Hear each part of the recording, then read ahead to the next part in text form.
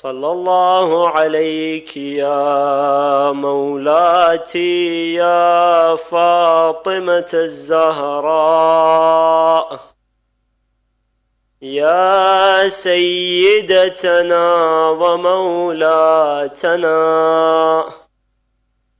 إنا توجهنا واستشفعنا وتوسلنا بك إلى الله وقدمناك بين يدي حاجاتنا.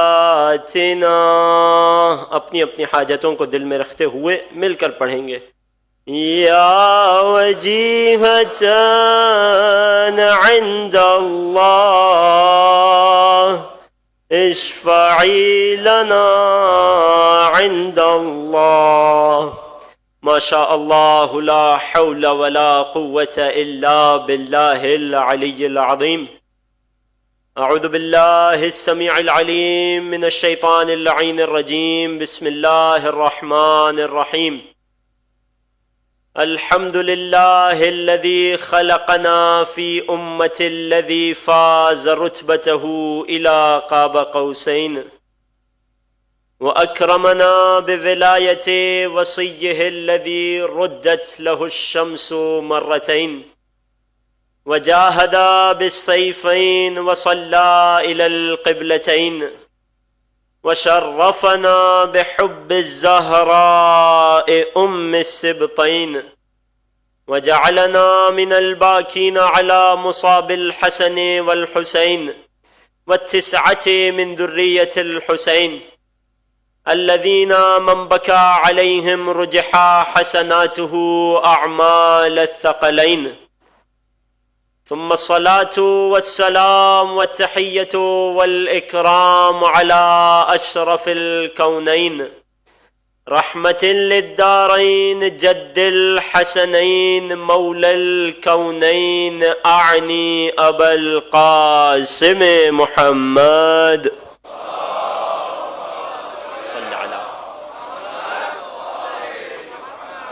وعلى أهل بيته الأطيبين الأطهرين رحمة الله على محبيهم ولعنة الله على أعدائهم ومنكري فضائلهم وغاسبي حقوقهم أجمعين.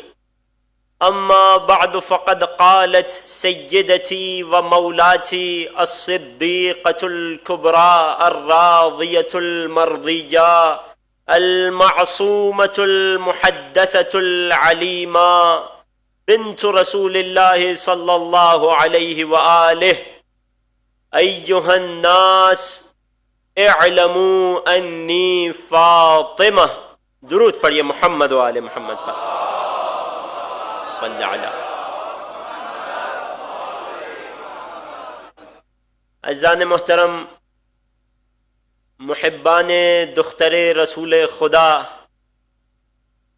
عزاداران صدیقہ کبریٰ، سلام علیکم ورحمۃ اللہ. خداوند کریم کا جس قدر شکر ادا کیا جائے وہ کم ہے اس عظیم نعمت پر کہ اس نے ہمیں اہل بیت کی مودت اور ولایت عطا فرمائی، اور ان مجالس کے ذریعے اور وسیلے سے اس ولایت و مودت کے اظہار کا موقع عنایت فرمایا. سہ روزہ مجالس عزا بسلسلہ شہادت دختر رسول، میری گفتگو کا موضوع معرفت سیدہ کونین اور اس کے اثرات. اس سلسلے میں سرنامہ کلام میں خود سیدہ کے خطبے کا ایک معرکۃ الآراء جملہ قرار دیا کہ جس میں میری شہزادی قیامت تک آنے والی نسلوں کو مخاطب کر کے ایک جملہ ارشاد فرماتی ہیں، اور یہ جملہ عقیدوں کی بنیاد بن جاتا ہے، اصول دین کی جڑ بن جاتا ہے. توجہات میرے ساتھ ہیں. کیا جملہ ارشاد فرمایا میری شہزادی نے اپنے اس معرکۃ الآراء خطبے میں؟ بظاہر یہ جملہ فقط حاضرین کو مخاطب کر کے کہا گیا تھا، مگر در حقیقت قیامت تک آنے والے ایک ایک ذی شعور شخص کو بی مخاطب کر رہی ہیں۔ اور کیا فرمایا؟ ایھا الناس، اے لوگوں، اعلموا، جان لو، انی فاطمہ، کہ میں فاطمہ زہرا ہوں سلام اللہ علیہا۔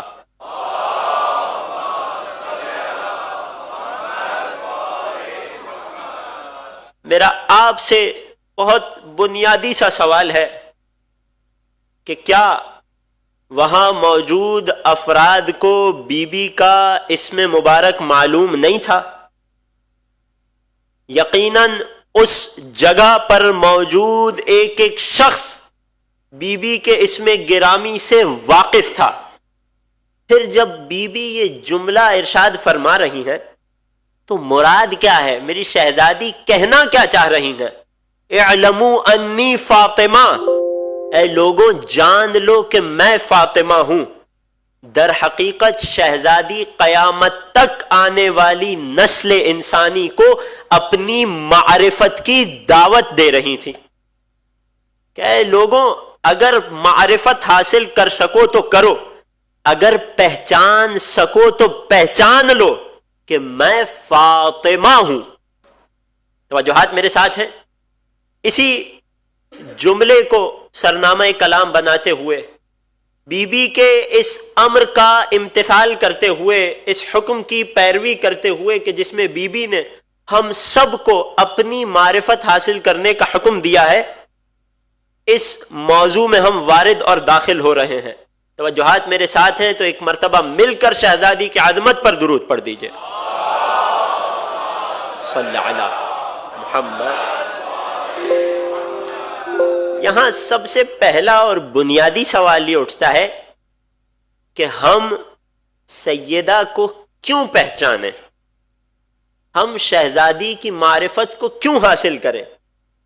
یقیناً ہر شخص یہ بات جانتا ہے کہ نبوت اور نبی کی معرفت ضروری ہے، کیونکہ اگر انسان کو نبی کی پہچان نہیں ہوگی تو کفر کی موت مر جائے گا۔ اس بات میں سب متفق ہے نا؟ کسی کو کوئی اختلاف تو نہیں ہے؟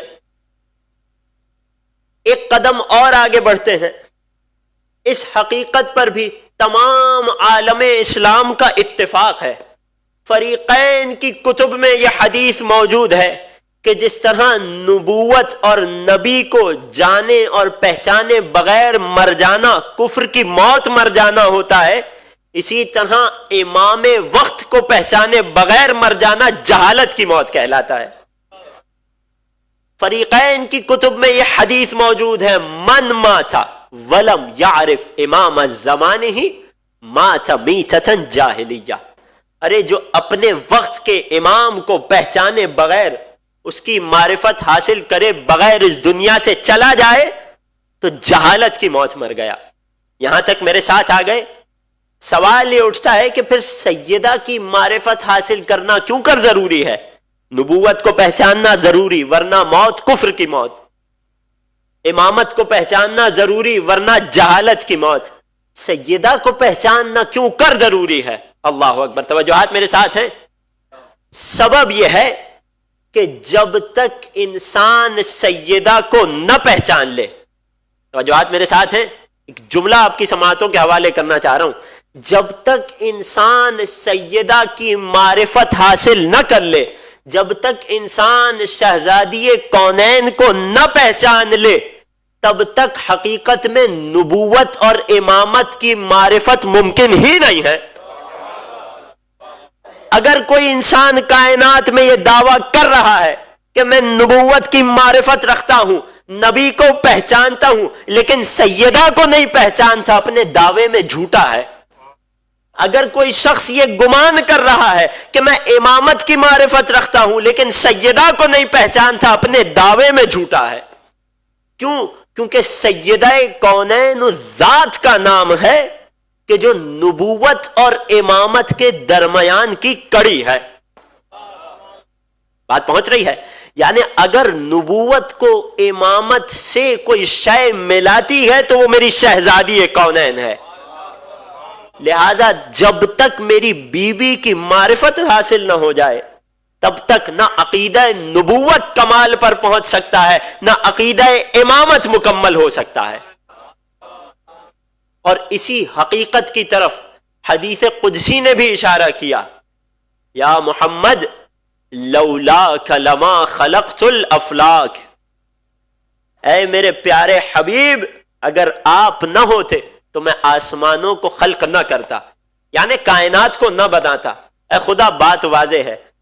پھر مخاطب کیا ولولا علی لما خلقتک، اللہ اکبر، اور اگر علی نہ ہوتے تو اے محمد میں آپ کو بھی پیدا نہ کرتا. یعنی کیا؟ یعنی اگر امامت نہ ہوتی تو نبوت کو پیدا کرنے کا مقصد ادھورا رہ جاتا. میرے ساتھ متوجہ ہے؟ مگر حدیث قدسی یہاں نہ رکی، ایک جملہ اور آگے بڑھا، ولولا فاطمہ لما خلقتکما، اور اگر فاطمہ کا وجود مبارک نہ ہوتا تو اے محمد نہ آپ کو پیدا کرتا نہ آپ کے وسیع علی کو پیدا کرتا. یا علی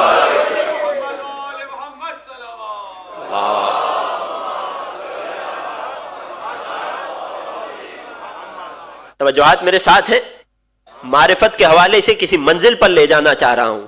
لہذا سیدہ کی ذات گرامی وہ ذات ہے کہ جس کی معرفت کے بغیر نہ نبوت مکمل ہو سکتی ہے نہ امامت کمال پر پہنچ سکتی ہے.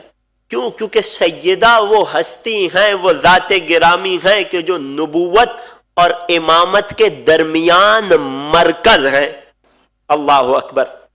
یہی وجہ ہے نا کہ جب آسمان کے فرشتوں میں پنجتن کا تعارف ہوتا ہے تو یہ نہیں کہا جاتا یہ محمد ہیں، یہ محمد کی بیٹی ہیں، یہ محمد کے داماد ہیں، یہ محمد کے پوتے ہیں، بلکہ کیا کہا جاتا ہے؟ ہم فاطمہ و ابوہا و بالہا و بنوہا.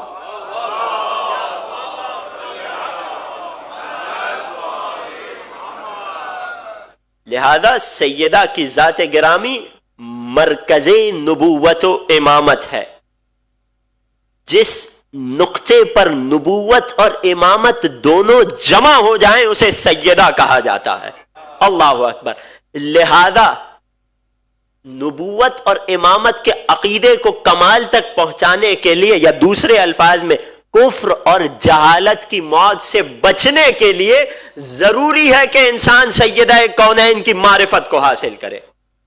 اگر بات پہنچ گئی ہے تو ایک مرتبہ سیدہ کونین کی عظمت پر مل کر درود پڑھ دیجئے.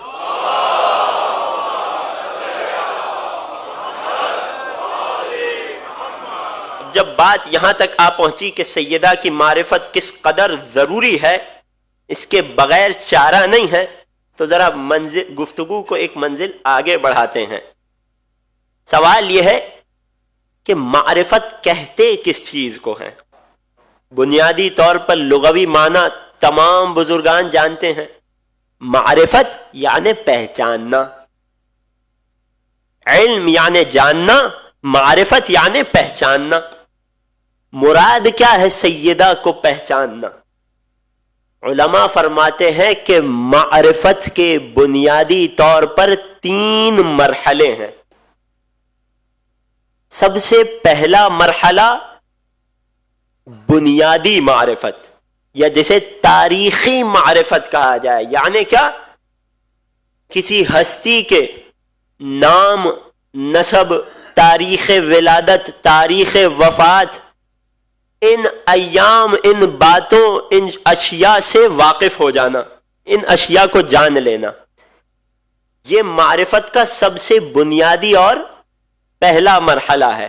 میرا آپ سے سوال ہے کہ جب ہم سے سیدہ کی معرفت طلب کی جا رہی ہے، جب سیدہ ہمیں اپنے آپ کو پہچاننے کا حکم دے رہی ہیں، تو کیا اس مرحلے کی طرف دعوت دے رہی ہیں؟ یقیناً تمام افراد تک بات پہنچ رہی ہے. جواب دیجیے گا. کیا اس مرحلے کی طرف بلایا جا رہا ہے کہ مجھے پہچانو، یعنی میرے نام سے، تاریخ ولادت سے، ان اشیاء سے، بنیادی اور سطحی معلومات سے واقف ہو جاؤ؟ میرا سوال یہ کہ کیا اس جگہ کوئی ایک ایسا شخص تھا جسے اس مرحلے کی معرفت نہ ہو؟ بات پہنچ رہی ہے؟ نتیجہ کیا ہوا؟ یہ معرفت کا وہ مرحلہ ہے کہ جس کا کوئی اثر نہیں ہوتا، جس کے نتیجے میں کوئی محبت و ولایت دل میں نہیں اتر جاتی، لہذا اس معرفت کو رکھنا یا نہ رکھنا برابر ہے۔ واضح ہے؟ بات پہنچ رہی ہے؟ اس کے بعد باری آتی ہے معرفت کے دوسرے مرحلے کی، جو ذرا گہرا مرحلہ ہے۔ وہ ہے ان ہستیوں کی تاریخ کے بعد ان کے مناقب و فضائل اور ان کے مقامات کو سمجھ لینا، ان کے مقامات کو پہچاننا۔ کیسے پہچانیں گے؟ فقط ایک ہی راستہ ہے، یا قرآن بتائے گا یا خود آل محمد بتائیں گے کہ وہ کیا ہیں۔ بات پہنچ رہی ہے؟ کسی عام انسان میں طاقت نہیں ہے کہ آل محمد کے بارے میں کچھ بیان کر سکے، یا قرآن بتائے گا یا خود آل محمد بتائیں گے۔ یہ معرفت کا دوسرا مرحلہ ہے۔ اس مرحلے میں اور پہلے مرحلے میں بنیادی ترین فرق یہ ہے کہ اس دوسرے مرحلے پہ آ کر اپنے غیروں سے الگ ہو جاتے ہیں۔ توجہات میرے ساتھ ہے؟ کیوں؟ کیونکہ یہ معرفت کا وہ مرحلہ ہے کہ جس پر اثر مرتب ہوتا ہے، جس کے ثمرات نظر آتے ہیں، جس کا نتیجہ انسان کے عمل میں نظر آتا ہے۔ لہذا جس قدر معرفت بڑھتی چلی جائے اس قدر اطاعت اور فرما برداری بھی بڑھتی چلی جاتی ہے، اور یہی وہ حقیقت ہے، اور معرفت کا یہی وہ دوسرا مرحلہ ہے کہ جب مقامات اہل بیت کو انسان سمجھ لیتا ہے یا سمجھنے کی کوشش کرتا ہے کہ جس معرفت کی طرف میرے چھٹے امام صادق آل محمد امام جعفر صادق علیہ السلام،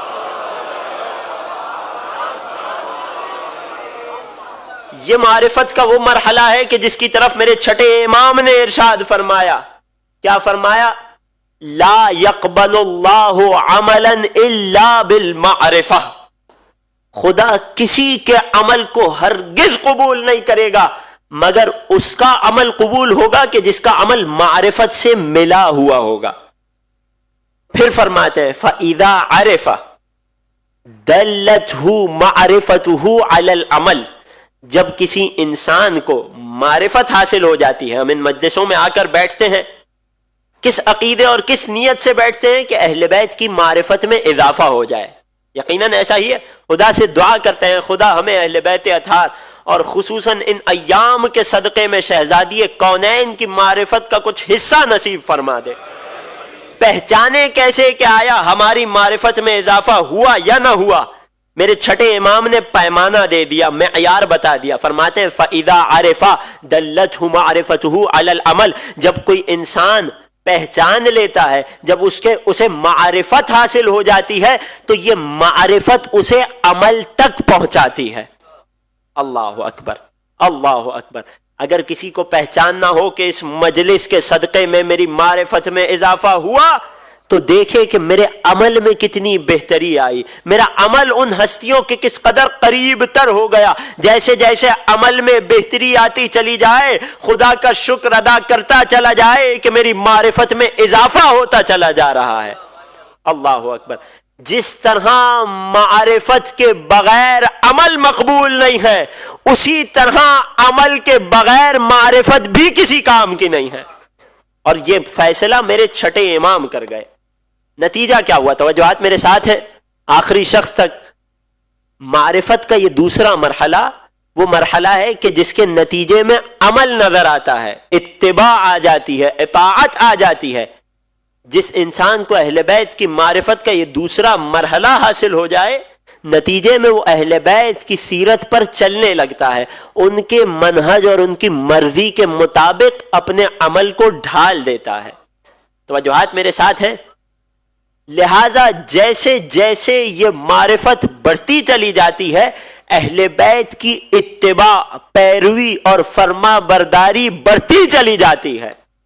یہی وجہ ہے، توجہ ہے، نتیجے تک پہنچانا چاہ رہا ہوں، جس قدر معرفت بڑھتی ہے اس قدر اتباع اور پیروی بڑھتی ہے، یہاں تک کہ جب معرفت کمال پر پہنچ جاتی ہے تو اتباع اور فرما برداری بھی کمال پر پہنچ جاتی ہے۔ یہی وجہ ہے کہ بعض لوگ جو ہمیشہ اس تلاش میں رہتے تھے کہ کبھی علی مسجد میں تنہا مل جائیں اور سلمان محمدی علی کے ساتھ نہ آئے، ایک دن انہوں نے کیا منظر دیکھا کہ صبح کا وقت ہے، گھر سے مسجد تک کا رستہ ہے، خشک مٹی کا رستہ ہے، مگر رستے پر فقط ایک ہستی کے قدموں کے نشان ہیں۔ ان لوگوں کے دل میں خوشی کے لڈو پھوٹنے لگے کہ آج تو علی مسجد میں تنہا ہوں گے۔ دوڑ کر مسجد میں پہنچے اور جیسے ہی مسجد میں پہنچے تو کیا دیکھا؟ علی تشریف فرما ہے، ساتھ میں سلمان غلام کی مانند سر جھکائے بیٹھے ہیں۔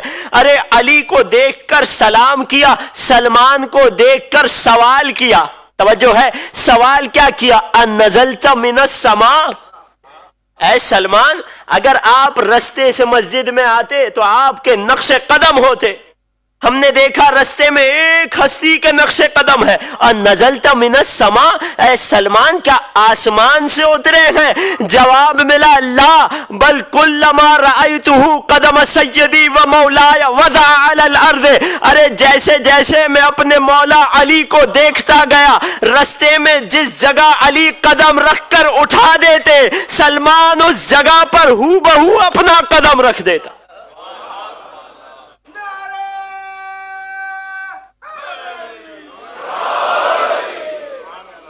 لہذا جیسے جیسے معرفت کمال پر پہنچتی ہے ویسے ویسے انسان کی اتباع اور فرما برداری بڑھتی چلی جاتی ہے، یہاں تک کہ جب معرفت اپنی معراج پر ہو تو سلمان منا اہل البیت کی منزل نظر آتی ہے۔ اللہ اکبر! جب سلمان کے قلب مطہر میں علی کی معرفت کمال پر پہنچی تو کیسے اتباع کی؟ جہاں علی اپنا قدم رکھتے ہو بہو علی کے نقش پا پر اپنا قدم رکھ دیتے۔ اس سے بڑھ کر اتباع کو تصور نہیں کیا جا سکتا۔ توجہات میرے ساتھ ہیں؟ یہی سلمان جب شہزادی کونین، میرا موضوع معرفت سیدہ ہے نا، یہی سلمان جب معرفت فاطمہ زہرا کے کمال پر پہنچے تو کیا عمل انجام دے کر بتلایا کہ میں سیدہ کی معرفت کے کمال پر ہوں؟ کیا عمل کیا؟ روایت کے جملے ہیں کہ سلمان چونکہ طویل العمر تھے، سلمان کی داڑھی بڑی ہوئی تھی، روزانہ تشریف لاتے تھے، فاطمہ کی چوکھٹ پر جھکتے تھے، اپنی داڑھی سے اس چوکھٹ کو جھاڑا کرتے تھے اور اس چوکھٹ کو جھاڑ کر بتاتے تھے کہ سلمان فاطمہ کی معرفت میں کس کمال پر ہے۔ اللہ اکبر! ایک درود پڑھ دیجئے سیدہ کونین کی عظمت۔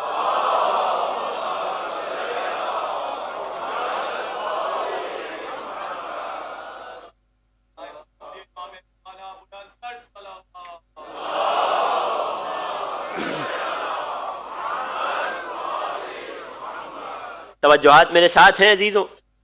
تھک کر تو نہیں سن رہے؟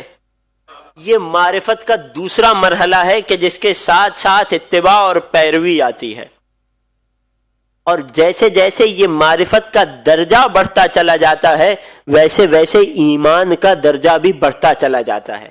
یہی وجہ ہے کہ میرے مولا کائنات نے ارشاد فرمایا افضلکم ایمانا افضلکم معرفتن، تم میں ایمان کے اعتبار سے افضل ترین اور بلند ترین وہ ہے کہ جو معرفت میں سب سے کمال پر ہے۔ یہی وجہ ہے کہ جب سلمان کی معرفت اس کمال پر پہنچی تو میرے مولا نے ارشاد فرمایا ایمان کے 10 درجے ہیں اور سلمان 10ویں درجے پر فائز ہے۔ اللہ اکبر! معرفت کا ایک تیسرا مرحلہ بھی ہے۔ توجہات میرے ساتھ ہیں؟ پہلا مرحلہ معرفت تاریخی جس کا ہم نے نام دیا، دوسرا مرحلہ مقامات اہل بیت کی معرفت۔ جب انسان کو اس دوسرے مرحلے کی معرفت حاصل ہو جائے اور اس معرفت کے نتیجے میں عمل اور اتباع اہل بیت نظر آنا شروع ہو جائے تو جیسے جیسے عمل اہل بیت کے تابع ہوتا چلا جاتا ہے، ایک تیسری معرفت یا معرفت کا تیسرا مرحلہ اس کے قلب پر نازل ہوتا چلا جاتا ہے، اور اس مرحلے کو کہتے ہیں معرفت نورانیہ۔ توجہات میرے ساتھ ہیں؟ کوئی زیادہ مشکل بات تو نہیں کر رہا؟ معرفت کا تیسرا مرحلہ کہ جس میں انسان کے اختیار میں نہیں ہے کہ احادیث کو پڑھ کے اہل بیت کی نورانی معرفت حاصل کر لے، نہ، جیسے جیسے دوسرے مرحلے میں کمال تک پہنچتا جائے گا، جیسے جیسے انسان کا عمل اہل بیت کے افعال کا تابع ہوتا چلا جائے گا، جیسے جیسے اہل بیت کا فرما بردار ہوتا چلا جائے گا، خدا اسے اہل بیت کی نورانی معرفت عطا کرتا چلا جائے گا۔ اور یہ معرفت نورانیہ وہ مرحلہ معرفت ہے جو معرفت کی آخری منزل ہے۔ ہر انسان کی خواہش اور کوشش ہونی چاہیے، ہر اہل بیت کے چاہنے والے کی یہ آرزو ہونی چاہیے کہ خدا ہمیں اہل بیت کی معرفت نورانیہ سے نوازے۔ اللہ اکبر!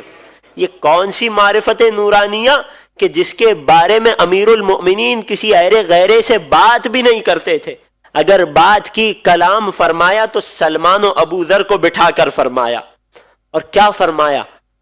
اللہ اکبر! معرفتی بالنورانیت معرفت اللہ عز وجل۔ اے سلمان، اے ابو ذر، جان لو میری معرفت کا یہ مرحلہ، میری نورانی معرفت در حقیقت اللہ کی معرفت ہے۔ اللہ اکبر! عجیب جملہ ہے۔ جس کسی نے اہل بیت کی نورانی معرفت کو حاصل کیا گویا اسے خدا کی معرفت عطا ہو گئی۔ اللہ اکبر! پھر فرمانے لگے جو مؤمن میری معرفت نورانیہ تک، ہماری نورانی معرفت تک، نور کی معرفت تک پہنچ جائے گا، یا یوں کہوں کہ جس کے دل میں ہماری معرفت کا نور اتر آئے گا، وہ مؤمن ایمان کے اعلیٰ درجے پر فائز ہے۔ اس کے مقابلے میں وَمَن لَّمْ يَعْرِفَنِي بِالنُّورَانِيَّةِ، جس کسی نے میری نورانی معرفت حاصل نہ کی، جس کے دل میں میری معرفت کا نور روشن نہ ہوا، فَإِنَّهُ شَاكٌ وَمُرْتَابٌ، در حقیقت وہ گمان نہ کرے کہ وہ میری معرفت یا میری ولایت میں یقین پر ہے، نہیں، جب تک معرفت نورانیہ کے مرحلے تک نہیں پہنچ جاتے تب تک تم شک کی حالت میں ہو، ریب کی حالت میں ہو۔ لہٰذا یہ جملے ارشاد فرما کے مولا ہر مومن کو شوق دلا رہے ہیں کہ اپنی معرفت اور عمل کو اس طرح سے اہل بیت کا تابع کر دے کہ پھر اہل بیت کے صدقے میں خدا اسے اہل بیت کی نورانی معرفت عطا کر دے۔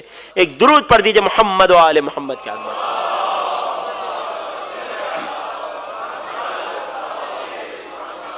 توجہات میرے ساتھ ہیں؟ تھک کر تو نہیں سن رہے؟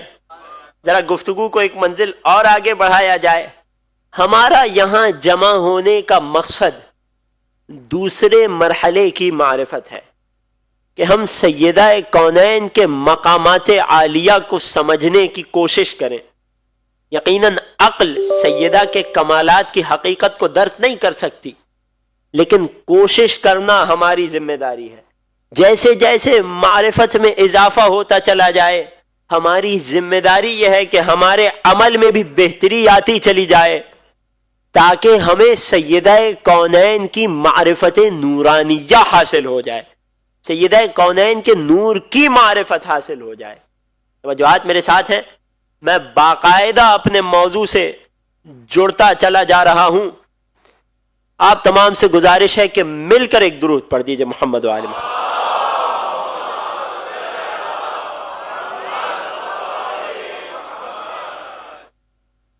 اگر سیدہ کونین کی معرفت کا خلاصہ پیش کیا جائے، اگر اجمال معرفت فاطمہ زہرا پیش کیا جائے تو فاطمہ عظمت نبوت محمد ہیں۔ اللہ اکبر! میں اس جملے کا ذمہ دار بھی ہوں اور میں آپ کی خدمت میں اس کی وضاحت بھی کروں گا انشاءاللہ۔ نبوت محمد کی عظمت اگر کسی کو دیکھنی ہو تو فاطمہ زہرا کو دیکھے. اللہ اکبر. کیوں؟ کیونکہ یہ وہ ہستی ہیں کہ جس کے بارے میں رسول فرمایا کرتے تھے فاطمۃ بضعۃ منی، فاطمہ میرا ٹکڑا ہے. جب رسول فرما رہے ہیں میرا ٹکڑا ہے تو یہ مراد نہیں ہے میرے ظاہری بدن کا ٹکڑا ہے فقط، نہیں، فاطمہ میرے وجود کا حصہ ہے. یعنی اگر میں نبی ہوں تو فاطمہ نبوت کا جز ہے، اگر میں رسول ہوں تو فاطمہ رسالت کا جز ہے، اگر میں حبیب ہوں تو فاطمہ اس محبت کا جز ہے، اگر میں رحمت للعالمین ہوں تو فاطمہ اس رحمت کا جز ہے، اگر میں طٰہٰ و یاسین ہوں تو فاطمہ ان تمام فضائل کا جز ہے. خلاصہ کلام یہ، اگر فاطمہ زہرا کی معرفت کا خلاصہ کیا جائے تو جتنے مقامات و مرتبے خدا نے اپنے رسول کو دیے ہیں ان تمام میں رسول کی بیٹی شریک ہے.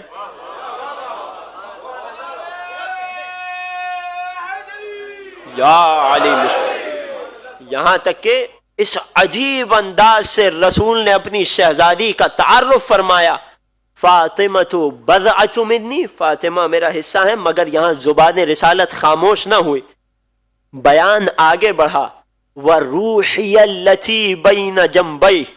اللہ اکبر. قربان ہو جاؤں اس حقیقت فاطمیہ پر. فرمانے لگے فاطمہ میری اس روح کا نام ہے جو میرے قلب میں ہے. اللہ اکبر. بات ایک درجہ اور آگے بڑھی، فاطمۃ بہجۃ قلبی. قلب عربی میں کہتے ہیں دل کو، یقیناً تمام لوگ جانتے ہیں. بہجت کسے کہتے ہیں؟ فاطمہ میرے دل کی، میرے قلب کی بہجت ہے. اگر توجہات میرے ساتھ ہیں، سننے کے لیے آمادہ ہیں، میں اس جملے کی تفسیر پیش کرنا چاہتا ہوں تو ایک درود پڑھ دیجئے محمد و آل محمد پر.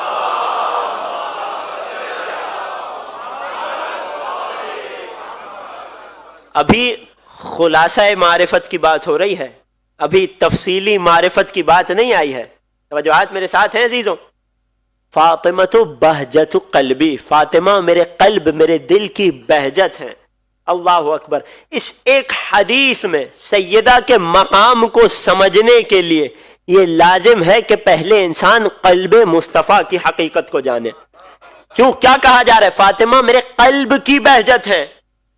پہلے قلب مصطفیٰ کو سمجھو، تب جا کر فاطمہ زہرا کا رتبہ سمجھ آئے گا.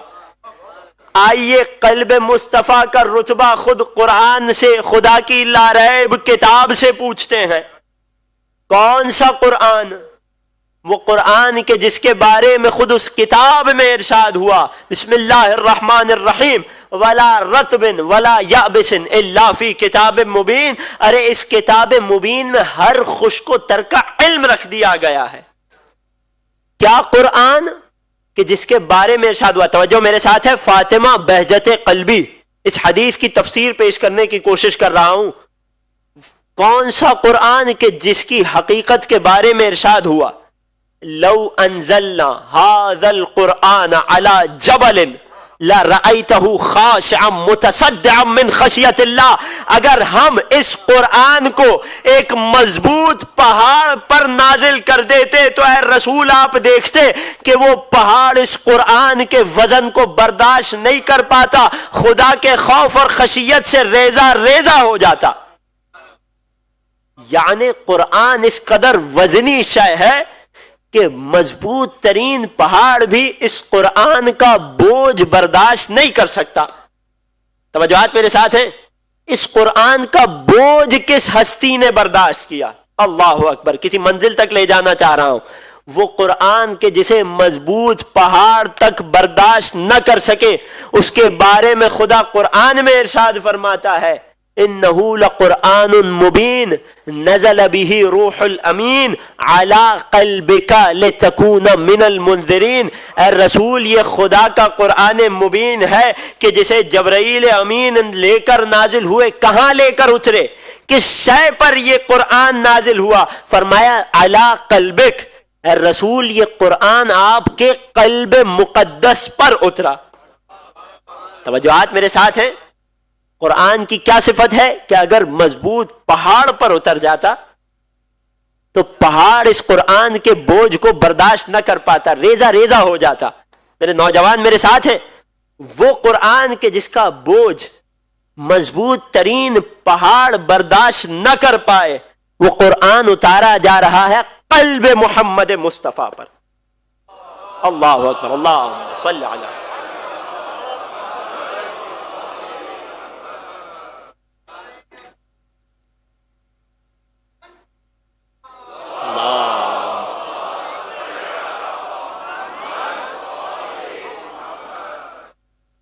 اتنی بھاری کتاب، اتنا وزنی قرآن نازل کیا جا رہا ہے قلب رسول خدا پر، لہذا قلب رسول ظرف بن رہا ہے قرآن کے لیے. توجہ ہے، قلب رسالت برتن بن رہا ہے. آسان الفاظ میں سمجھاؤں میرے نوجوانوں کو تو قلب رسول برتن اور ظرف قرار پا رہا ہے کس کے لیے؟ اس قرآن کے لیے جس میں ہر خوش کو تر کا علم ہے. اللہ اکبر. ایک عقلی قانون ہے، میں کچھ نہیں، ایک مثال آپ کی خدمت میں پیش کرتا ہوں. یہ ایک ظرف ہے، ایک برتن ہے، اس برتن میں ایک مظروف ہے. وہ مظروف کیا ہے؟ یہاں پر پانی ہے. ایک گلاس ہے، اس کی ایک ظرفیت ہے، اس میں ایک خاص مقدار تک پانی کو ڈالا جا سکتا ہے. توجہ ہے، اگر اس گلاس کی، اس برتن کی ظرفیت سے، اس کی گنجائش سے زیادہ اس میں پانی اڈھیل دیا جائے تو پانی گلاس سے باہر گرنے لگے گا. توجہ ہے، توجہ کیجئے گا، میں کسی منزل تک پہنچانا چاہ رہا ہوں. لہٰذا یہ طے پایا کہ مظروف یعنی جو شے برتن کے اندر ہوتی ہے، برتن ہمیشہ اس سے زیادہ وسیع ہوا کرتا ہے. اللہ اکبر. میں کچھ کہہ گیا عزیزوں، ظرف ہمیشہ اپنے مظروف سے وسیع ہوا کرتا ہے، برتن ہمیشہ اپنے اندر موجود شے سے زیادہ وسیع ہوا کرتا ہے. ارے قلب رسالت ظرف بن رہا ہے اس قرآن کے لیے کہ جس میں ہر خوش کو تر کا علم ہے. نہ جانے قلب رسول کس مرتبے پر ہوگا. اللہ اکبر. اب ذرا توجہ سے سنیے گا، قلب رسول وہ کہ جس پہ قرآن نازل کیا جا رہا ہے، جو قرآن جیسی وزنی کتاب کو، وحی الہی کے بوجھ کو برداشت کر رہا ہے. یہ قلب رسول ہے جو قرآن کو اٹھائے ہوئے ہے. اور رسول کیا فرما رہے ہیں؟ فاطمۃ بہجۃ قلبی، فاطمہ میرے قلب کی بہجت ہے. اللہ اکبر. ابھی بھی ایک مرحلہ رہ گیا. قلب کو سمجھ لیا اور کسی عام قلب کی بات نہیں ہو رہی، قلب رسول کے مقام اور مرتبے کو ہم نے جان لیا. اب آئیے اس لفظ بہجت پر کچھ بات کریں. توجہات میرے ساتھ ہیں؟ تھک کر تو نہیں سنیں گے، پڑھے لکھے افراد کا مجمع ہے، اگر تھوڑی سی سائنس ممبر سے بیان ہو جائے تو برا تو نہیں منائیں گے انشاءاللہ. قلب انسان کے بدن کا اہم ترین جز ہے کہ اگر یہ حیات ہے تو پورا جسم زندہ ہے. اگر قلب مر جائے، قلب اپنا کام روک دے، تو چاہے جتنی اچھی آنکھیں ہوں، چاہے جتنا تیز سننے والے کان ہوں، چاہے جتنے لمبے ہاتھ ہوں، چاہے جتنا طاقتور بدن ہو، اگر قلب کام کرنا بند کر دے تو یہ ساری اشیاء کسی کام کی نہیں رہتی. اگر قلب زندہ ہے تو سارا بدن زندہ ہے، اگر قلب مردہ ہے تو سارا بدن مردہ ہے. لہذا قلب کو بدن کے دیگر اعضاء کا امام کہا جاتا ہے. توجہات میرے ساتھ ہیں؟ اس قلب کا کام کیا ہے؟ یہ دل، یہ قلب، اس کا کام کیا ہے؟ اس کا فنکشن کیا ہے؟ بہت بنیادی سا سوال ہے. یقیناً میرے بزرگان جانتے ہیں، نوجوانوں بچوں سے مخاطب ہوں، سائنس کے طالب علم بیٹھے ہیں. قلب کا کام کیا ہے؟ قلب کا کام یہ ہے کہ ہماری شریانوں سے، پورے بدن سے جو مردہ خون ہے اسے ہماری شریانوں کے ذریعے سے قلب تک لایا جاتا ہے. قلب میں اس خون کو حیات ملتی ہے جسے ہم آکسیجن کا نام دیتے ہیں. اس مردہ خون کو یہ قلب، یہ دل زندہ کرتا ہے اور زندہ کرنے کے بعد دوبارہ جسم کے تمام اعضاء تک دیگر شریانوں کے ذریعے سے پہنچا دیتا ہے۔ توجہات میرے ساتھ ہیں؟ پیچھے کی جانب بیٹھا ہوا مجمع متوجہ ہے؟ اگر تمام افراد اول سے آخر تک متوجہ ہیں تو ایک مرتبہ سیدہ کونین کی عظمت پر درود پڑھ دیجئے۔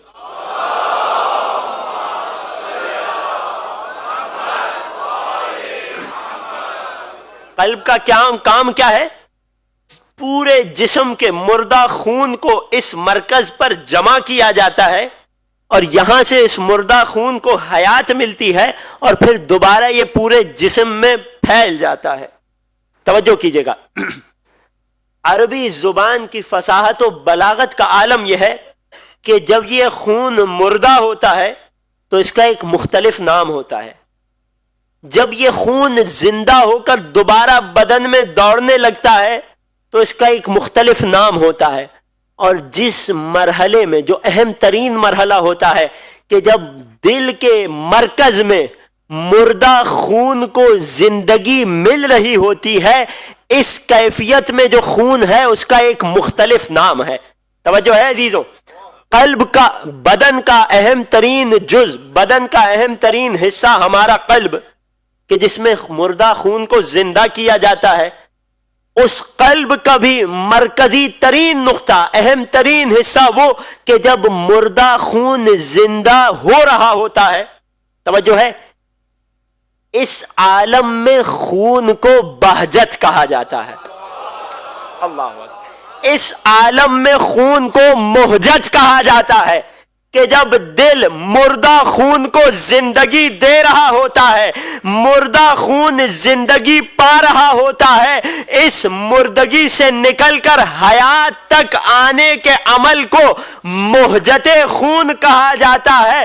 اب ذرا تصور کیجئے گا، کائنات کا رسول ہے کہ جس کا قلب نزول قرآن کا ظرف ہے، وہ کیا کہہ رہا ہے؟ فاطمہ تو بہجت قلبی، ارے فاطمہ میرے قلب کا اہم ترین خون ہے۔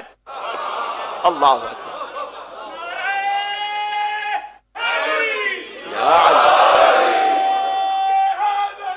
یا علی، نہ جانے کس حد تک پہنچا پایا۔ اگر بات تمام حضرات تک پہنچ گئی ہے تو سیدہ کونین کی عظمت پر ایک درود پڑھ دیجئے محمد والا۔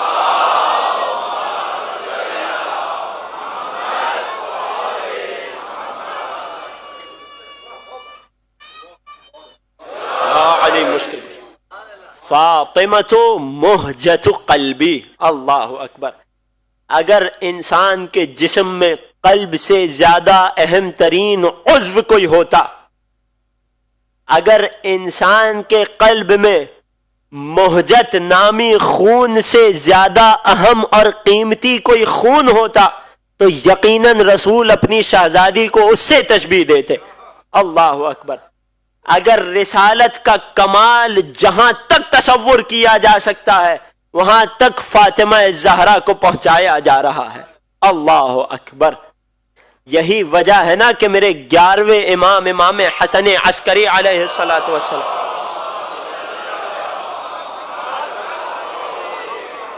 میرے 11ویں امام فرماتے ہوئے نظر آتے ہیں، نحن حجج اللہ علی الخلق، کہ ہم ائمہ تمام مخلوقات پر خدا کی حجت ہیں، وجدتنا فاطمہ حجت علینا، مگر ہماری جدہ فاطمہ ہم ائمہ پر خدا کی حجت ہیں۔ اللہ اکبر۔ ایک اور درود پڑھ دیجئے سیدہ کونین کی عظمت۔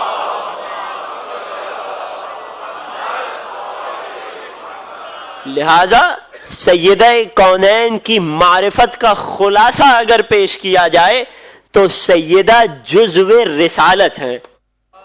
کوئی یہ نہ کہے سیدہ جزو رسول ہیں، نہ، سیدہ جزو رسالت ہیں، سیدہ عضو نبوت ہیں۔ یہی وجہ ہے کہ برادران کے بہت بڑے عالم امام احمد بن حنبل جب اپنے استاد ابو نعیم، بہت مشہور محدث ہیں، ان کی تیمارداری، ان کی عیادت کے لیے جاتے ہیں اور ان سے ایک عجیب سوال کرتے ہیں کہ ما تقول فی فضل خدیجہ علی فاطمہ، یہ بتائیے، توجہ کیجئے گا سوال پر اور اس سوال کے جواب پر، شہزادی کی معرفت کا خلاصہ اسے ایک جملے میں پوشیدہ ہے۔ اے استاد محترم، یہ بتائیے کہ آپ کے نزدیک ام المؤمنین حضرت خدیجہ کا مقام زیادہ ہے یا شہزادی فاطمہ کا مقام زیادہ ہے؟ اللہ اکبر! استاد بھی بڑا بابصیرت تھا، جواب دیتا ہے لا اعدل بمحمد احدا، میں رسول خدا پر کسی کا قیاس نہیں کرتا، میں رسول خدا کے برابر کائنات میں کسی اور کو نہیں جانتا۔ اللہ اکبر! نہ جانے آپ نے توجہ کی یا نہ کی، سوال کیا جا رہا ہے خدیجہ افضل ہیں یا فاطمہ، جواب دیا جا رہا ہے میں رسول پر کسی کو فضیلت نہیں دیتا۔ ارے استاد پیغام دینا چاہ رہا ہے کہ فاطمہ عضو محمد مصطفیٰ ہے، لہذا کائنات کی جس مخلوق پر میرے نبی کو فضیلت حاصل ہے، اس مخلوق پر شہزادی کونین کو بھی برتری حاصل ہے۔ درود پر دیجئے سیدہ کونین کے اللہ۔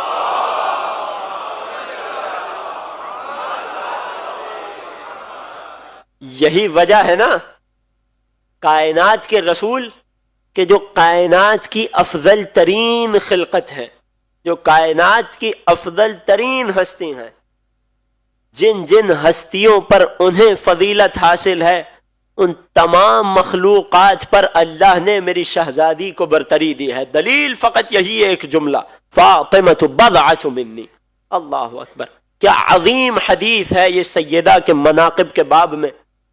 یہی وجہ ہے کہ ہمیں پانچویں سرکار ارشاد فرماتے نظر آئے،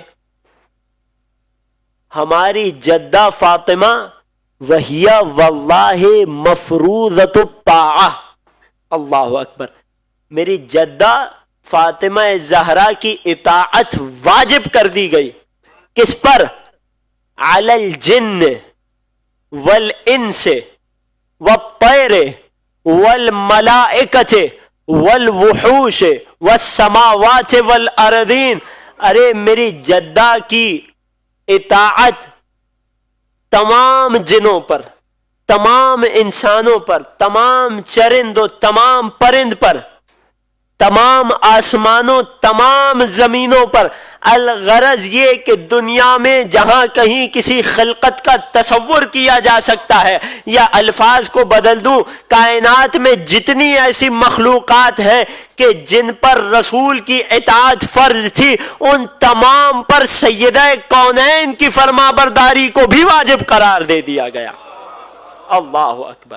ایک درود پڑھ دیجئے سیدہ کی عظمت پر۔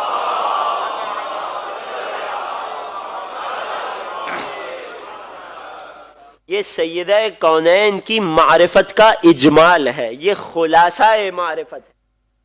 اگر تفصیل پر بات کرنے جائیں تو قرآن کی ایک آیت سامنے آ کر روک دیتی ہے کہ جب ارشاد گرامی ہوا قل لو كان البحر مدادا لكلمات ربي لنفد البحر قبل ان تنفد كلمات ربي ولو جئنا بمثله مددا۔ توجہ میرے ساتھ ہے عزیزوں، خدا اپنے رسول کو مخاطب کر کے فرماتا ہے رسول اس امت سے کہہ دیجئے کہ اگر اس دنیا کے تمام سمندر سیاہی بن جائیں تاکہ میرے رب کے کلمات کو، توجہ کیجئے گا، تاکہ میرے پروردگار کے کلمات کا احاطہ کر سکے، تاکہ میرے پروردگار کے کلمات کو مکمل طور پر بیان کر سکے، تو خدا کی قسم یہ تمام سمندر کم پڑ جائیں گے مگر کلمات اللہ کا بیان مکمل نہ ہو پائے گا۔ پھر فرمایا چاہے اس جیسے اور اتنے ہی سمندر لے آؤ تو بھی خدا کے کلمات کا بیان مکمل ہوتا نظر نہیں آتا۔ ممکن نہیں ہے کہ اس تمام دنیا کے سمندر سیاہی بن کر اللہ کے کلمات کو بیان کر دے۔ اب سنیے میرے امام معصوم اپنے سینہ اقدس پر ہاتھ رکھ کے فرماتے تھے واللہ نحن کلمات اللہ، خدا کی قسم ہم ہی کلمات خدا ہیں۔ اللہ اکبر، اللہ اکبر۔ اور اگر کسی کے لیے ابھی بھی بات واضح نہ ہوئی ہو تو پیغمبر کی وہ حدیث ہمارے لیے کافی ہے کہ جب اپنے بھائی، اپنے وصی، اپنے جانشین، اپنے داماد، اپنے حبیب امیر کائنات کو مخاطب کر کے فرمایا یا علی لو کان البحار، اگر یہ تمام سمندر سیاہی بن جاتے، والاشجار اقلاما، اگر یہ تمام درخت قلم بن جاتے، والجن والانس کتابا، تمام جن و انس لکھنے والے بن جاتے، ما احصوا فضائلک یا علی، تو یہ تمام مل کر بھی آپ کی فضیلتوں کا احصاء نہیں کر سکتے تھے۔ اللہ اکبر۔ یہاں رسول نے علی کے بارے میں یہ فرمایا اور وہاں دوسرے جانب فرما دیا کہ اللہ نے جو فضیلت بھی علی کو دی ہے، فاطمہ تمام فضائل میں علی کے برابر ہے۔ لہٰذا مجھے کہنے دیجئے کہ اگر فاطمہ کی تفصیلی معرفت پر بات کی جائے تو جس طرح علی کے فضائل کا احاطہ ممکن نہیں ہے، ارے قیامت تک یہ ساری کائنات مل کر لکھتی چلی جائے مگر فضائل ختم نہیں ہوں گے، اسی طرح فاطمہ کے مقامات کا بیان بھی ممکن نہیں ہے۔ اللہ اکبر، اللہ اکبر۔ یہی وجہ ہے کہ میری شہزادی کو نبوت کے رازوں میں سے ایک راز کہا گیا۔ علامہ مجلسی نے بہار میں شہزادی کی جس زیارت کو نقل فرمایا، عجیب جملہ ہے، وَأَرْخَيْتَ دُونَهَا حِجَابَ النُّبُوَّةِ، اے خدا یہ فاطمہ وہ ہستی ہیں کہ جن کے سامنے تو نے نبوت کا حجاب ڈال رکھا ہے۔ اللہ اکبر۔ یہ ایک مختلف وادی، ایک مختلف بحث اور موضوع ہے کہ یہاں حجاب سے کیا مراد ہے، مگر ہم اس وقت اس بحث میں نہیں پڑیں گے۔ خلاصہ کلام یہ ہے کہ سیدہ کی معرفت کا احاطہ کرنا، سیدہ کے فضائل و مناقب کا شمار کرنا کسی مخلوق کے بس میں نہیں ہے، کسی مخلوق کی اتنی طاقت نہیں ہے کہ میری شہزادی کے تمام فضائل و مناقب کا احصاء کر دے، تمام فضیلتوں کو جمع کر دے۔ لہذا خدا نے میری شہزادی کو ایک راز رکھا، اور یہی وجہ ہے نا کہ سورہ قدر کی تفسیر میں کہ جب ارشاد خداوندی ہوا انا انزلناہ فی لیلۃ القدر، ہم نے اس قرآن کو لیلۃ القدر، قدر کی رات میں نازل کیا، وما ادراک ما لیلۃ القدر، اور تم کیا جانو کہ شب قدر کیا ہے؟ یعنی خدا کیا بتا رہا ہے کہ شب قدر میرے رازوں میں سے ایک ایسا راز ہے کہ جسے کوئی درک نہیں کر سکتا، کوئی سمجھ نہیں سکتا، کوئی پہچان نہیں سکتا۔ میرے چھٹے امام فرماتے ہیں واللہ اللیلۃ جدتی فاطمہ والقدر هو اللہ، ارے لیل سے مراد میری دادی فاطمہ ہے اور قدر سے مراد اللہ ہے۔ اب مجھے جملہ تبدیل کر کے کہنے دے دیجئے وما ادراک ما لیلۃ القدر، یعنی وما ادراک ما فاطمۃ اللہ، ارے تم کیا جانو کہ اللہ کی فاطمہ کیا ہے؟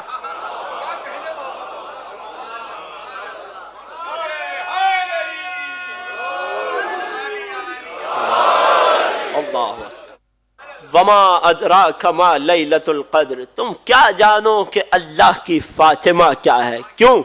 انہا سمیت فاطمہ، اگرچہ اس جملے پر کل تفصیل سے بات ہوگی، انہا سمیت فاطمہ لأن الخلق فطموا عن معرفتها، معصوم فرما رہے ہیں میری دادی کا نام فاطمہ اس لیے رکھا گیا۔ فاطمہ کا مطلب ہوتا ہے جدا کر دینے والی۔ اللہ اکبر۔ کئی عجیب روایات ہیں نام فاطمہ کے باب میں، کیوں نام فاطمہ رکھا گیا؟ ایک بہت مشہور روایت تبرکاً آپ کی بیدار سماعتوں کو ہدیہ کر دیتا ہوں، پھر دوبارہ اپنے اس جملے پر آؤں گا۔ کیوں؟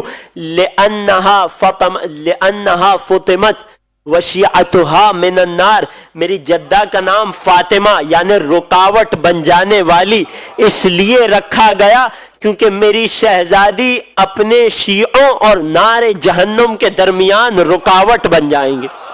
اللہ اکبر۔ یا علی مشکل کشا۔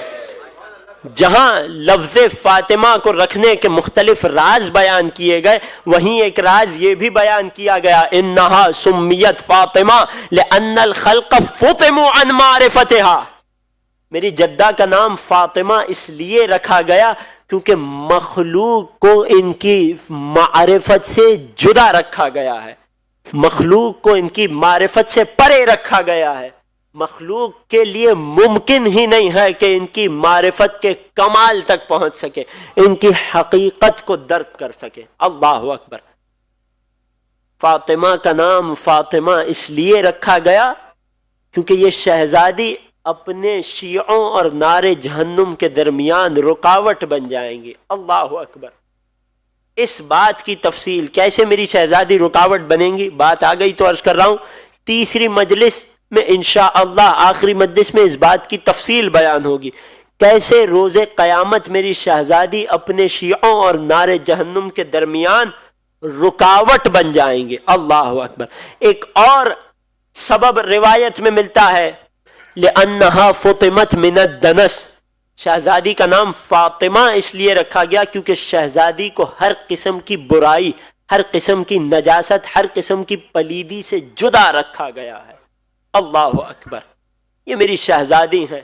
ایک اور روایت میں ملتا ہے، اللہ اکبر، عجیب جملہ ہے، شہزادی کے فضائل اس قدر ہیں کہ انسان خود بخود ایک فضیلت سے دوسری فضیلت پر منتقل ہوتا چلا جاتا ہے، مگر فضائل کا باب ختم نہیں ہوتا، روایات کم نہیں پڑتی اس باب میں۔ ایک اور عجیب ارشاد ہوا، لأنہا فطمت من العیب، میری شہزادی کا نام فاطمہ اس لیے رکھا گیا کیونکہ میری شہزادی کو اللہ نے ہر قسم کے عیب سے جدا رکھا۔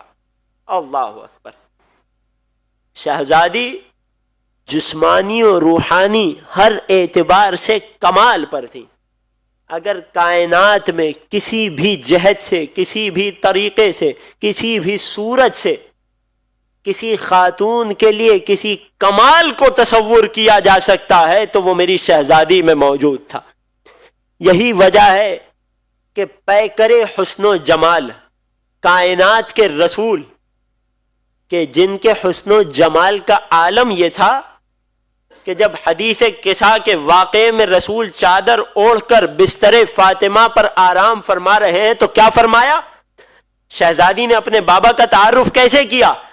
کأنہ البدر فی لیلۃ تمامہ و کمالہ، میرے بابا کا چہرہ نہیں تھا، گویا یہ 14ویں کا چاند تھا۔ توجہ کیجئے گا، ایک دقیق نقطہ ہے یہاں پر، رسول کے چہرے کو شہزادی بلا واسطہ نہیں دیکھ رہی تھی، یہ رسول کے چہرے کے جمال کا اس وقت کا عالم ہے جب چہرے پر چادر ڈلی ہوئی ہو۔ اللہ اکبر۔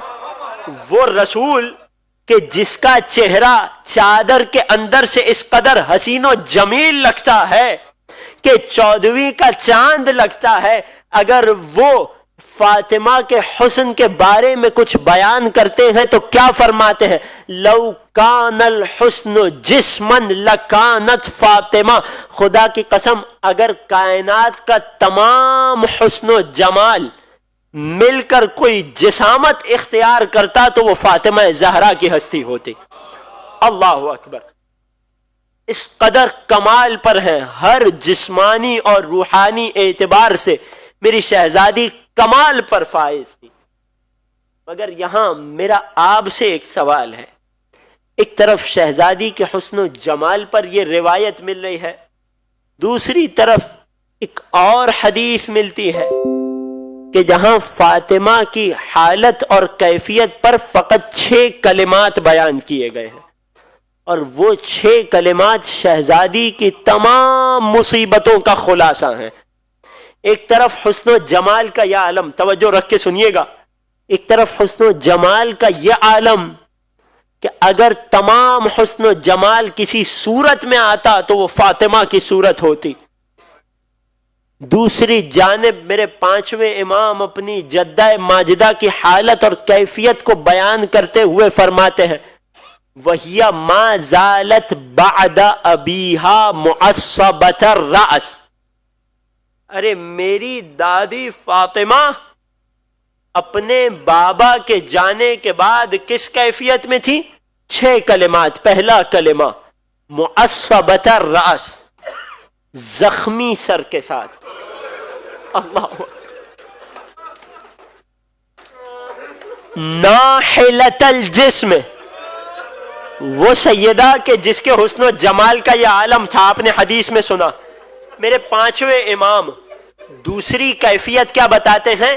ناحلۃ الجسم، انتہائی لاغر اور ناتواں جسم تھا.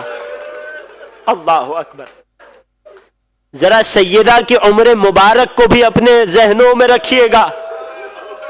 کسی بوڑھی خاتون کے بارے میں بات نہیں ہو رہی ہے، اس ہستی کے بارے میں بات ہو رہی ہے جو 18 برس کی جوانی میں اس دنیا سے گزر.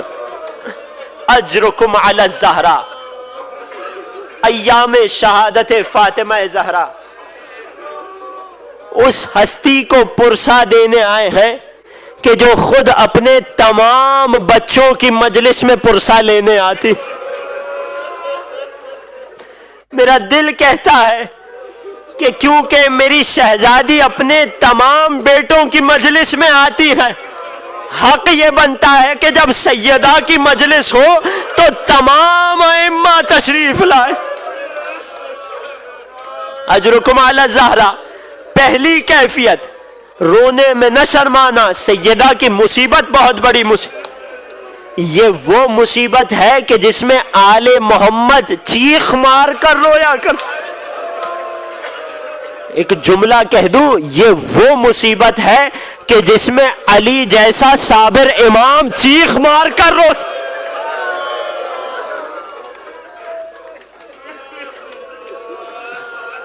اجرکم علی الزہرا. میں ایک ایک کیفیت بیان کرتا جاؤں گا، سن کر روتے چلے جانا. ما زالت بعد ابیہا معصبۃ الراس. ارے ہماری دادی فاطمہ کی بابا کے جانے کے بعد حالت یہ تھی کہ سر زخمی تھا. ناحلۃ الجسم، جسم انتہائی ناتواں اور لاغر ہو چکا تھا.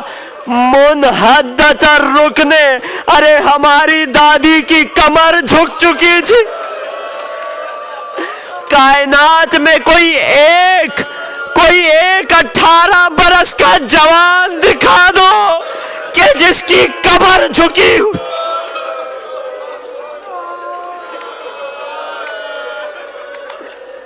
اجرکم علی الزہرا. مصیبت ابھی تمام نہیں ہوئی ہے. منحدۃ الرکن، کمر جھکی ہوئی تھی. باکیۃ العین، ہر وقت آنکھوں سے آنسو جاری رہتے تھے. اپنے بابا کو یاد کرتی تھی. کس قدر یاد کرتی تھی؟ میرے 6 امام کا جملہ ہے، ارے رسول خدا کی وفات کا صدمہ شہزادی کے دل پہ اس قدر گزرا کہ جسے خدا کے علاوہ کوئی اور جان نہیں سکتا. اس قدر عظیم صدمہ تھا. میرے مولا کیفیت بیان کر رہے، رسول کے جانے کے بعد رسول کی تنہا بیٹی اور تنہا وارث کی باقیت العین، ہر وقت آنکھوں سے آنسو جاری رہتے تھے. آخری کیفیت سادات سے ہاتھ جوڑ کے پڑھ رہا ہوں. وَكَانَ يُغْشَى عَلَيْهَا سَاعَةً بَعْدَ سَاعَةٍ. ارے عالم یہ تھا کہ ہر کچھ لمحوں بعد میری شہزادی پر غشی طاری ہو جائے.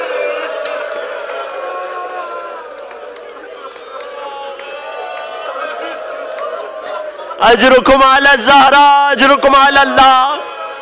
وَكَانَ يُغْشَى عَلَيْهَا سَاعَةً بَعْدَ سَاعَةٍ. ہر کچھ گھڑی میں میری شہزادی پر غشی طاری ہو جاتی تھی. ہم اگر ہاتھ جوڑ کے کہوں گا اے شہزادی آپ کی مصیبت کے دن اپنے اختتام تک پہنچ رہے ہیں. ارے بعض روایات میں شہزادی کی شہادت رسول کی رحلت کے 40 دنوں بعد ملتی ہے. توجہ سے سنیے گا اور خوب روئیے گا. بعض روایت میں بی کی شہادت 75 دن کے بعد ملتی ہے، بعض میں 95 دن کے بعد ملتی ہے۔ ہم اس وقت شہادت کی آخری مشہور تاریخ منا رہے ہیں، نہ جانے اگلے سال دختر رسول پر گریہ نصیب ہو نہ ہو۔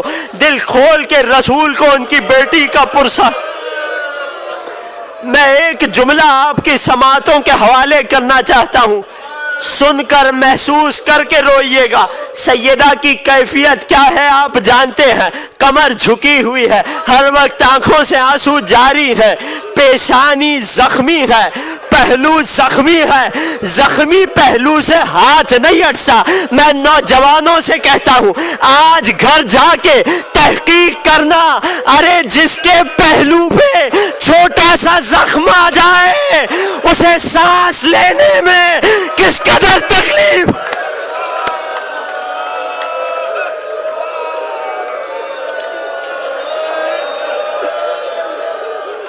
مجھے نہیں معلوم میری شہزادی اپنے بابا کے بعد کتنے دن زندہ رہی، مگر اتنا ضرور جانتا ہوں جتنے دن زندہ رہی مقتل کے جملے ہیں، کلما تنفست تعلمت۔ ارے جب تک شہزادی زندہ تھی، جب بھی میری شہزادی سانس لیا کرتی تھی درد محسوس ہوتا۔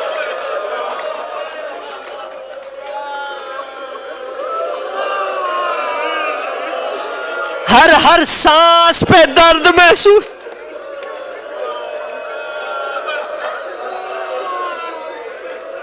اجرکم علی اللہ، اجرکم علی الزہرا۔ امام زمانہ آپ کے اس پرسے کو قبول فرمائے۔ ہاں عزیزوں، مگر تاریخ نے آج کے دن ایک عجیب منظر دیکھا۔ شہادت کی رات ہے نا آج، مجھے مصائب پڑھنے سے نہ روکیے گا، میں پڑھتا جاؤں گا، آپ روتے جائیے گا۔ آج شب شہادت ہے نا، آج حسن و حسین اور زینب و ام کلثوم کی یتیمی کی رات ہے نا، آج مجھے مصائب پڑھنے سے نہ روکنا۔ سننا اور سن کر گریہ کرتے چلے جانا۔ وہ شہزادی کہ اپنے بابا کے جانے کے کچھ ماہ کے اندر ہی بھری جوانی میں 18 برس کی عمر میں جس کی کیفیت یہ ہے کہ یغشا علیہا ساعتن بعد ساعہ، ہر کچھ لمحوں بعد شہزادی پر غشی طاری ہو جاتی ہے۔ نہ جانے 3 جمادی الثانی کے دن میں کیا تبدیلی رونما ہوئی کہ آج شہزادی کی کنیز اسماء نے عجیب منظر دیکھا کہ وہ آقا زادی فاطمہ جو کل تک مصلی عبادت پر بھی جاتی تھی تو دیوار کا سہارا لے کر جاتی تھی، آج اپنے بستر سے اٹھ رہی ہیں، چہرے پر خوشی کے آثار ہیں۔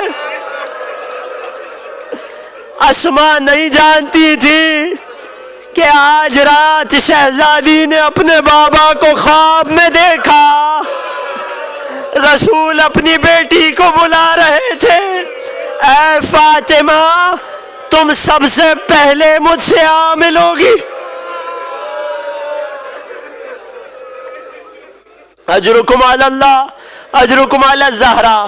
یہ دن وہ عجیب دن ہے کہ جب اسماء نے ایک عجیب تبدیلی دیکھی کہ وہ شہزادی جو انتہائی نحیف و لاغر ہے، جو زخم کی وجہ سے انتہائی درد اور اذیت میں ہے، مگر آج کے دن چہرے پر خوشی کے آثار نمودہ ہیں۔ شہزادی اپنے بستر سے اٹھتی ہیں، شہزادی حسن و حسین کو نہلا کر تیار کرتی ہیں، شہزادی اپنے بچوں کے لیے خود غذا تیار کرتی ہے، شہزادی خود غسل کرتی ہیں۔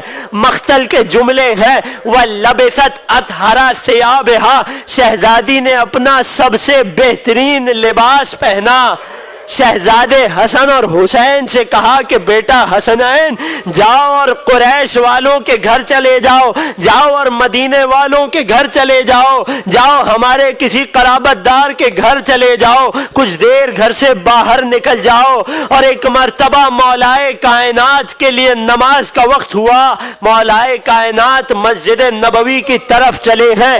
ادھر شہزادی نے اسما کو مخاطب کیا، اے اسما میں اپنے حجرہ عبادت میں جا رہی ہوں، خبردار مجھے پریشان نہ کرنا۔ اے اسما جب تک کمرے سے تلاوت قرآن کی آواز آتی رہے کمرے میں نہ آنا۔ اسما نے شہزادی کی بات پر لبیک کہا، ارے دختر رسول کہ جس کا دل اتنے غموں سے زخمی ہے، حجرہ عبادت میں آتی ہیں، مقتل کے جملے ہیں، شہزادی اپنے بستر مبارک پر تشریف فرما ہوتی ہیں، ایک مرتبہ قرآن کی تلاوت بلند آواز میں شروع کرتی ہیں۔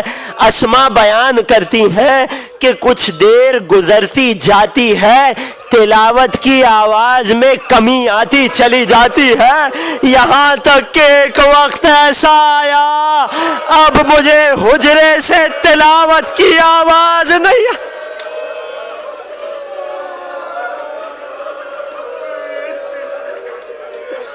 اجرکم علی الزہرا کہتی ہے میں نے کمرے میں داخل ہو کر عجیب منظر دیکھا، ارے شہزادی کونین کی روح قفس عنصری سے پرواز کر گئی ہے۔ سنیے گا اور سن کر روئیے گا، شہادت کی رات ہے، پرسہ دینا ہے حسنین کو ان کی یتیمی کا، حسنین کو ان کی مسکینی کا۔ اسما بیان کرتی ہیں ابھی میں شہزادی کے جسد اطہر کے قریب پہنچ ہی پائی تھی کہ دروازے پر دستک ہوئی۔ میں جب دروازے پر گئی تو کیا دیکھا کہ دونوں شہزادے دروازے پر۔ شہزادی اسما بیان کرتی ہے، مقتل کے جملے ہیں، شہزادے جب گھر میں داخل ہوئے ہیں تو اسما سے سب سے پہلا سوال کیا کیا ہے؟ نحنو قد اشتقنا الی امنا الزہرا، اے اسما ہمیں اپنی مادر گرامی کی زیارت کا اشتیاق ہے۔ اسما نے اپنے آپ پر ضبط کیا اور ایک جملہ کہا، اے شہزادوں پہلے کھانا کھا لیجئے۔ جواب ملا ما لکی یا اسما، اے اسما آپ کو کیا ہو گیا ہے؟ ہم نے کبھی اپنی ماں کے بغیر کھانا نہیں کھا۔ اجرکم علی الزہرا اسما کہتی، اجرکم علی الزہرا سن کر روئیے گا، اے اسما آپ کو کیا ہو گیا ہے؟ کیا کبھی ہم نے اپنی مادر گرامی کے بغیر کھانا کھایا ہے؟ اسما نے جواب کو تبدیل کیا، اے شہزادوں ان امکما قد نامت، آپ کی والدہ کو ابھی نیند آئی ہے۔ شہزادوں نے پھر جواب دیا واللہ ما لہا وقت النوم ھذا، ارے اسما یہ میری مادر کے سونے کا وقت نہیں ہے۔ ایک مرتبہ اسما سے برداشت نہ ہوا، شہزادوں کو حجرے کی طرف اشارہ کیا، حسن و حسین حجرے میں آتے ہیں، کیا منظر دیکھا ہے؟ حسن حسین کو مخاطب کر کے کہتے ہیں انا امنا قد توفت انا للہ و انا الیہ راجعون۔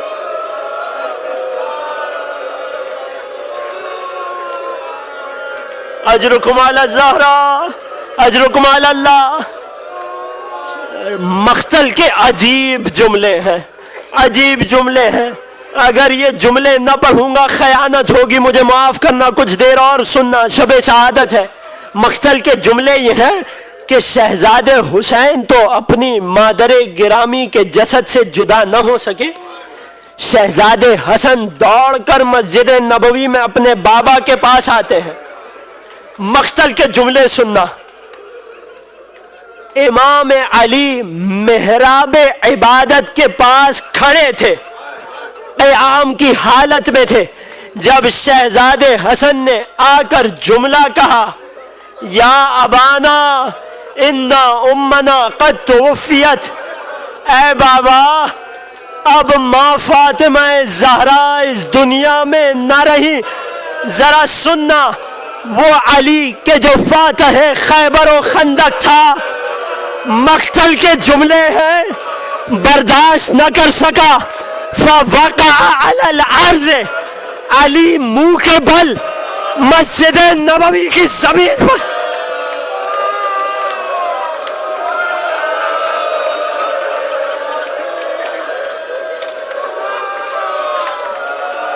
اجرکم علی الزہرا اجرکم علی فوقع علی الارض، علی جیسا صابر امام مسجد نبوی کی زمین پر منہ کے بل گر رہا۔ ارے آخری جملے، بہت تھک گئے آپ، بہت رو لیا آپ نے، خدا آپ کے گریے کو قبول کرے۔ آخری جملے اور زحمتیں تمام، جب غسل و کفن دے دیا گیا، لاش صدیقہ کبریٰ تیار ہو گیا، ایک مرتبہ علی نے اپنی اولاد کو صدا دی، ہلموا وودعوا امکم، ارے اے میرے بچوں آؤ اور اپنی مادر کو آخری وداع کر لو۔ ارے سارے بچے آ گئے، ایک بچہ ہے جو دور کھڑا ہے، ایک جملہ،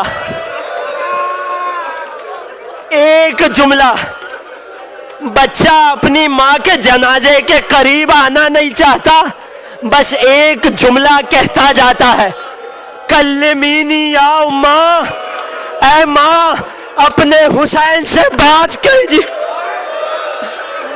ارے مقتل نے عجیب جملہ لکھا، علی قسم کھا کے کہتے ہیں، خدا کی قسم علی کی آنکھوں نے یہ منظر دیکھا، فاطمہ کے بندے کفن ٹوٹے ہیں، ہاتھ نکلے ہیں، حسین کو بلایا ہے، ماں اور بیٹے دونوں کی آنکھوں سے آنسو جاری۔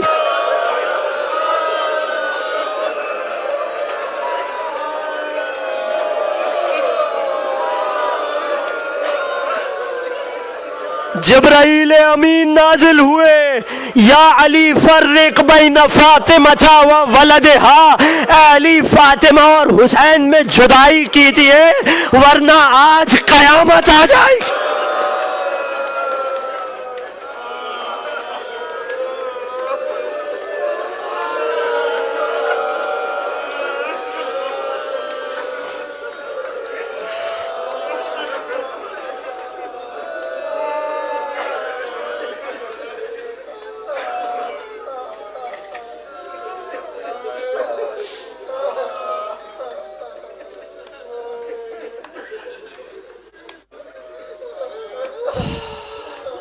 اجرکم علی اللہ اجرکم علی الزہرا، خدا کوئی غم نہ دے سوائے غم اہل بیت کے۔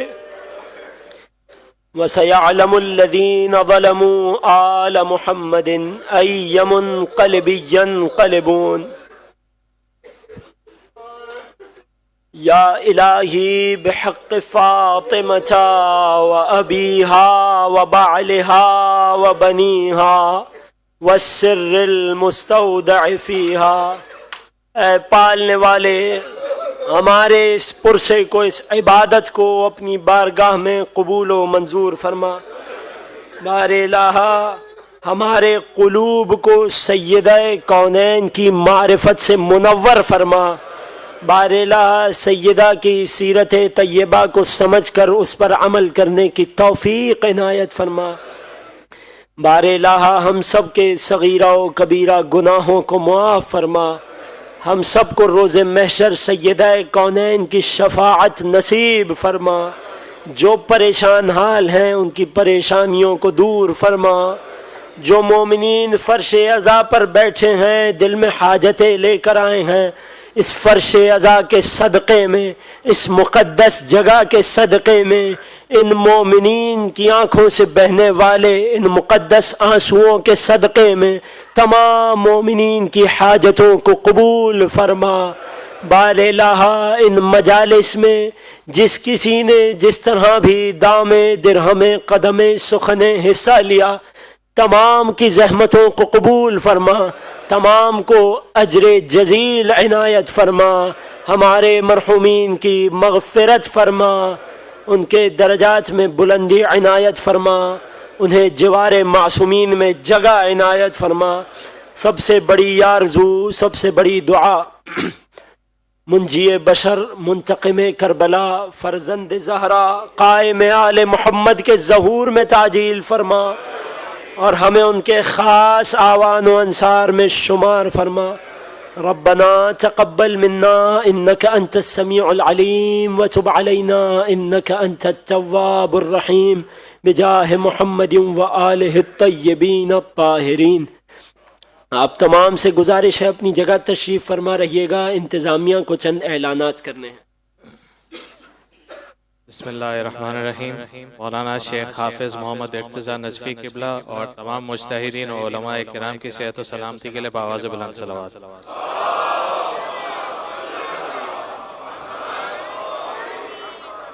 ایک سورہ فاتحہ اور نماز وحشت کی التماس ہے۔